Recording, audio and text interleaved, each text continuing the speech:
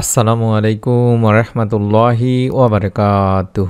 1 minute মাদ্রাসা YouTube চ্যানেলের সম্মানিত দিনী ভাই বোনেরা, আজ আলোচনা করব পবিত্র সোমবারের রাতে আপনারা কষ্ট করে ডান কাত হয়ে শুয়ে 3বার একটি ছোট্ট দোয়া পাঠ করবেন। আল্লাহ তাআলা চাহে তো এই ধনী হয়ে যাওয়ার বিশেষ আমলটির মাধ্যমে আল্লাহ তাআলা আপনার পরিবার সংসারে রিজিকে বরকত দান করবেন। খাস নিয়তে মন থেকে আপনারা আমলটি করবেন, বিশ্বাস নিয়ে। তার জন্য ভিডিওটি মনোযোগ দিয়ে সম্পূর্ণ দেখুন। মুমিন মুসলমানের প্রতিটি কাজকর্মই ইবাদত, যদি তা মহান রব্বুল আলামিন আল্লাহ তাআলার সন্তুষ্টি কামনার মাধ্যমে করা হয়। সারা দিনের কাজকর্ম শেষে মানুষ যখন রাতে ঘুমাতে যায়, তখন বিশেষ কিছু আমল বা দোয়া পড়তে হয়, তাতে যেন ঘুমটিও ইবাদতে পরিণত হয়।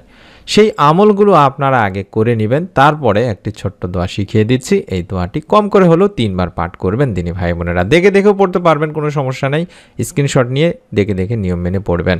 প্রথমে আপনারা ঘুমাতে যাওয়ার আগে সূরা বাকারার 255 নম্বর আয়াত তেলাওয়াত করবেন, যেটাকে আমরা আয়াতুল কুরসি নামে পরিচিত বা আয়াতুল কুরসি নামে চিনে থাকি। বিশ্বনবী সাল্লাল্লাহু আলাইহি ওয়াসাল্লাম ইরশাদ করেন, তুমি যখন শয্যা গ্রহণ করবে তখন আয়াতুল কুরসি পড়বে, তাহলে আল্লাহ তাআলার পক্ষ থেকে তোমার জন্য একজন রক্ষক থাকবে এবং সকাল পর্যন্ত শয়তান তোমার কাছে আসতে পারবে না। বুখারী শরীফের একটি সহিহ হাদিস। 2 নম্বর, ঘুমানোর আগে সূরা বাকারার শেষ দুটি আয়াত তথা 285 থেকে 286 নম্বর আয়াত পাঠ করলে অনেক কল্যাণ সাধিত হয়। মহানবী সাল্লাল্লাহু আলাইহি ওয়াসাল্লাম ইরশাদ করেন, যে ব্যক্তি রাতে সূরা বাকারার শেষ দুইটি আয়াত 285 থেকে 286 এই আয়াত দুটি তেলাওয়াত করবে, তার জন্য তার সব সমস্যার সমাধানে যথেষ্ট হবে। সুবহানাল্লাহ, সুবহানাল্লাহ। প্রত্যেকটি হাদিসই বুখারী মুসলিম শরীফে রয়েছে, ম্যাক্সিমাম হাদিসগুলো। তাছাড়া যেগুলো হাদিস বুখারী মুসলিম ছাড়া বাইরে রয়েছে সেগুলো আমি দেখাই দিচ্ছি। যেমন মিশকাত শরীফের হাদিসটিতে বলা হয়েছে, একইভাবে ঘুমানোর সময় যদি কেউ সূরা মুলক পাঠ করে বা অত্যন্ত সোয়াবের একটি কাজ মনে করে এটি পাঠ করে, তাহলে হযরত জাবির রাদিয়াল্লাহু তাআলা আনহু বলেন, আল্লাহ রাসূল সাল্লাল্লাহু আলাইহি সাল্লাম সূরা মুলক না পড়ে ঘুমাতেন না। এবং সুবহানাল্লাহ, আলহামদুলিল্লাহ, আল্লাহু আকবার এটি পড়াও সুন্নত। মহানবী সাল্লাল্লাহু আলাইহি সাল্লাম ইরশাদ করেন, আমি কি তোমাদের উত্তম জিনিসের সন্ধান দেব না? যখন তোমরা বিছানায় যাবে তখন 34 বার আগে আল্লাহু আকবার বলবে, 33 বার আলহামদুলিল্লাহ বলবে এবং 33 বার সুবহানাল্লাহ বলবে। এটাই তোমার জন্য উত্তম প্রতিদান। এটিও বুখারী শরীফের একটি হাদিস। এই দোয়াগুলো পাঠ করার পরে আপনারা কম করে হলেও আরও 10 বার থেকে 11 বার কিংবা যত বেশি পড়তে পারেন তত বেশি ইস্তেগফার আগে পড়ে নেবেন। কারণ আমরা ইস্তেগফার পড়ব এই জন্য যে ইবনে আব্বাস রাদিয়াল্লাহু তাআলা আনহু থেকে একটি হাদিস পাওয়া যায়, যেখানে আল্লাহ রাসূল সাল্লাল্লাহু আলাইহি সাল্লাম নিজেই বলেছেন, যে ব্যক্তি বেশি বেশি ইস্তেগফার করে আল্লাহ রাব্বুল আলামিন তার সব সংকট থেকে উত্তরণের ব্যবস্থা করে দেন। তার যত দুঃখ কষ্ট পেরেশানি আছে সমস্ত পেরেশানি দূর করে দেন এবং তাকে এমন জায়গা থেকে গায়েবী মাধ্যমে রিজিক দান করেন যা সে কল্পনাও করতে পারবে না। অর্থাৎ সুনানে আবু দাউদ শরীফের 1518 নম্বর একটি হাদিসে যেটি বলা হয়েছে, ইস্তেগফারের মাধ্যমে আল্লাহ তাআলা গায়েব থেকে সেই বান্দাকে রিজিক দেবেন।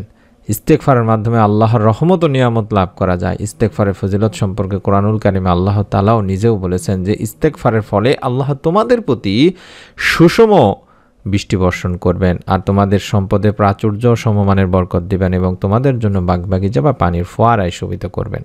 সূরা নূহ 11 থেকে 12 নম্বর আয়াতে বলা হয়েছে। মোট কথা হচ্ছে একটি, যে তওবা ইস্তেগফার মুমিন মুত্তাকির এক বিশেষ গুণ। তাই মানুষকে আল্লাহ তাআলা তার ইবাদত বন্দেগী ও আদেশ নিষেধ মেনে চলার জন্যই সৃষ্টি করেছেন। কিন্তু মানুষ অনেক সময় শয়তানের প্ররোচনায় পড়ে বিভিন্ন গুনাহের কাজে লিপ্ত হয়, আল্লাহ তাআলা আদেশ নিষেধ লঙ্ঘন করে বসে।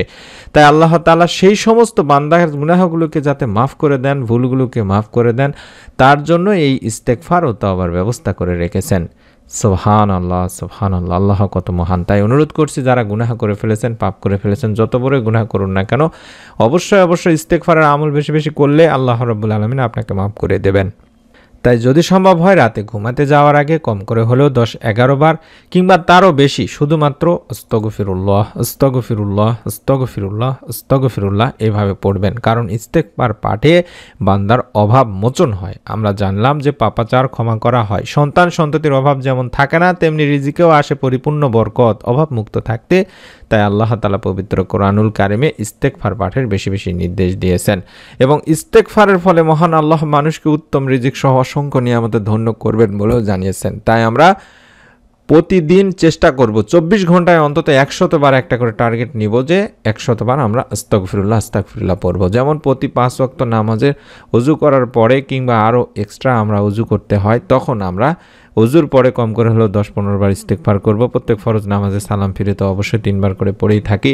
নফল নামাজগুলোর পরেও আমরা বেশি বেশি করে ইস্তেগফার পড়ার চেষ্টা করব এবং জিকির আকারে চলতে ফিরতে অবসর সময়গুলোতে মুখে ইস্তেগফার আস্তাগফিরুল্লাহ পড়ার চেষ্টা করব। আল্লাহ রাব্বুল আলামিন আপনার চিন্তার বাইরে থেকে, কল্পনার বাইরে থেকে আপনাকে সাহায্য করবেন ইনশাআল্লাহ। এবং রাতে ঘুমাতে যাওয়ার আগে ডান কাত হয়ে শুয়ে অন্তত ঘুমানোর দোয়া পড়ার আগে আপনারা অবশ্যই 3 বার এই দোয়াটিও পাঠ করবেন। যে দোয়া পাঠ করলে আল্লাহ তাআলা আপনাকে রিজিকে বরকত দেবেন, ধনীও হয়ে যেতে পারেন, কারণ রিজিকের একচ্ছত্র মালিকই হলেন মহান রব্বুল আলামিন আল্লাহ তাআলা। সুতরাং মহান আল্লাহ তাআলার কাছ থেকে আমাদের রিজিকের এই প্রাচুর্যতা চেয়ে নিতে হবে। প্রিয় নবী সাল্লাল্লাহু আলাইহি সাল্লাম যেভাবে তার উম্মতদেরকে শিখিয়ে দিয়েছেন যে অভাবমুক্ত থাকার জন্য আল্লাহ তাআলার কাছে এই দোয়াটি তোমরা করবে, যাতে করে তোমরা অভাবের কারণে কোনো কুফরের দিকে চলে না যাও, গুনাহের দিকে চলে না যাও, যাতে করে আল্লাহ তাআলা এই দোয়ার মাধ্যমে তোমাদেরকে রিজিক দান করেন, অভাব মিটিয়ে দেন। আর সেই দোয়াটি আমি স্ক্রিনে দেখাচ্ছি, দেখে দেখে হলেও 3 বার রাতে ঘুমাতে যাওয়ার আগে ডান কাত হয়ে শুয়ে দোয়াটি 3 বার পড়ে ঘুমানোর দোয়া পড়ে ঘুমাবেন। আল্লাহ তাআলা ইনশাআল্লাহ আপনাকেও রিজিকে বরকত দান করবেন। আল্লাহুম্মা ইন্নী আউযু বিকা মিনাল কুফরি ওয়াল ফাকরি, আল্লাহুম্মা ইন্নী আউযু বিকা মিন আযাবিল কাবরি লা ইলাহা ইল্লা আনতা। এভাবে 3 বার পড়বেন। আমি আবারও বলে দিচ্ছি, আল্লাহুম্মা ইন্নী আউযু বিকা মিনাল কুফরি ওয়াল ফাকরি, আল্লাহুম্মা ইন্নী আউযু বিকা মিন আযাবিল কাবরি লা ইলাহা ইল্লা আনতা।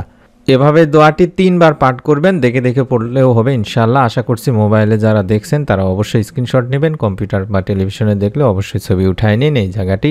এটি আপনাকে রাতে ঘুমাতে যাওয়ার আগে সুন্নতি আমলগুলো করার পরে অবশ্যই 3 বার পাঠ করার পরে ঘুমের দোয়া পড়ে ঘুমাতে যাবেন। এই দোয়াটিতে আমরা যেটি বলছি বা এই দোয়াটির অর্থই হচ্ছে, হে আল্লাহ, আপনার নিকট কুফরি ও দরিদ্রতা হতে আশ্রয় চাচ্ছি এবং হে আল্লাহ, আমি কবরের আযাব থেকে আপনার কাছে আশ্রয় চাচ্ছি, আপনি ছাড়া কোনো ইলাহ নেই। এই সাক্ষ্যটি দিয়ে আপনারা ঘুমাবেন এবং আল্লাহ তাআলার কাছে রিজিকে বরকত চাইবেন। চলতে ফিরতে সবসময় বেশি বেশি ইস্তেগফারের আমলটি জারি রাখুন। আল্লাহ রাব্বুল আলামিন আপনার কল্পনার বাইরে থেকে, চিন্তার বাইরে থেকে, গায়েব থেকে হলেও আপনাকে সাহায্য করবেন, রিজিকে বরকত দেবেন। মনের মধ্যে 100% বিশ্বাস নিয়ে আমলটি করতে হবে। তাই অনুরোধ করছি যারা ভিডিওটি দেখছেন প্রত্যেকেই অবশ্যই ভিডিওটিতে একটি করে কমেন্ট করে নিয়ত করে ফেলুন এবং লাইক দিয়ে ফেলুন।